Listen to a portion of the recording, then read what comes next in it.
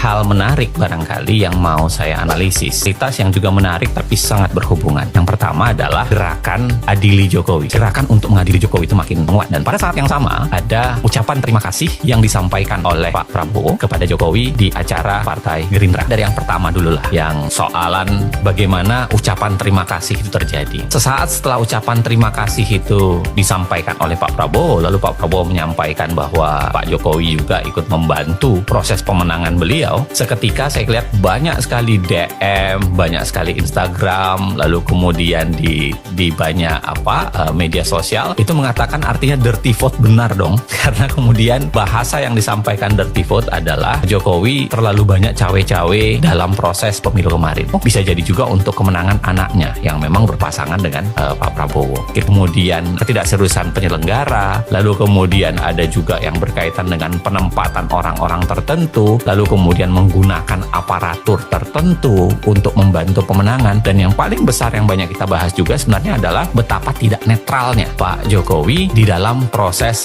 pemilihan presiden kemarin. Putusan Mahkamah Konstitusi juga menyampaikan hal yang sama, mengatakan bahwa ada semacam pelekatan citra diri yang dilakukan oleh Pak Jokowi terhadap capres, dianggap sebagai sebuah pelanggaran hukum. Bisa jadi itu pelanggaran etis, tetapi tidak punya parameter hukum lah, harusnya diatur supaya tidak mempengaruhi hasil pemilu. Nah, kemarin ucapan terima kasihnya itu cuma begini, saya mengatakan ucapan terima kasihnya itu entah hambar atau kemudian kok telat gitu. Sebenarnya tanpa perlu mengucapkan itu, orang semua sudah tahu, tapi kok kesannya agak dibuat-buat ya di hadapan banyak orang, lalu kemudian mengucapkan terima kasih untuk ikutnya Pak Jokowi untuk memenangkan Prabowo. Kesan saya adalah ya bisa jadi itu disampaikan karena memang ada relasi yang agak renggang nih antara Pak Prabowo dengan Jokowi. Jadi ucapan terima kasih itu jangan-jangan semacam peneguh nih bahwa relasi kita harus diperbaiki, relasi kita yang tidak pas ini harus di-smooth kembali, dihaluskan kembali. Tapi yang kedua yang paling penting menurut saya, kalau kita analisis dari ucapan terima kasih itu sebenarnya apa yang mau dikirimkan pesan dari Pak Prabowo. Karena ucapan terima kasih itu lagi-lagi ya seakan-akan mengatakan terima kasih sudah berperan, tapi kalau kita baca berikutnya itu agak berbeda karena ada keinginan Pak Prabowo untuk di hasil Munaslup Partai Gerindra untuk mengatakan lanjut di tahun 2029.